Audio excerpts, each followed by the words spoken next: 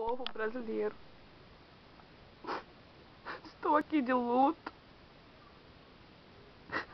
para explicar para o senhor Walt Disney, pedir, implorar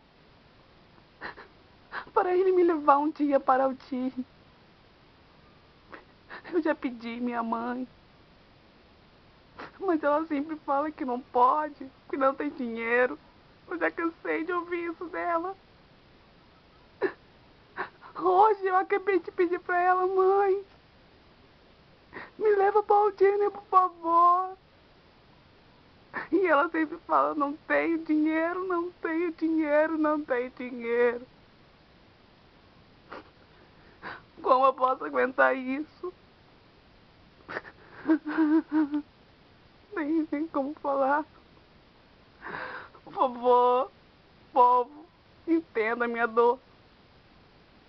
Senhor Walt Disney, por favor, me dá apenas o ingresso para mim ir para o seu parque. Até a Hebe foi, a Hebe.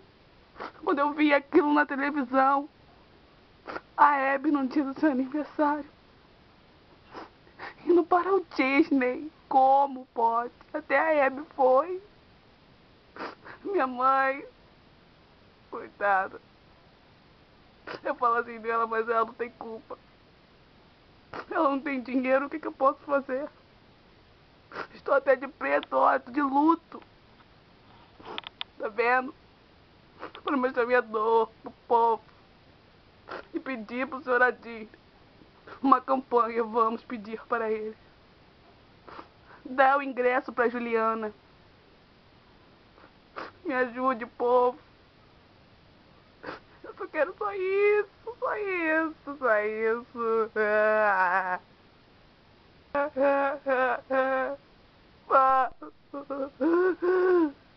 Nem como falar. A palavra não sai. Senhor Aldine, por favor, me ajude nessa. Eu te peço um ingresso, um passaporte para mim ir.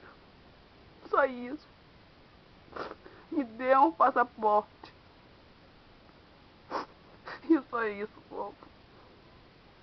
Escute isso, senhor Aldine. Lembre-se de mim. Me dê um passaporte para o seu maravilhoso parque.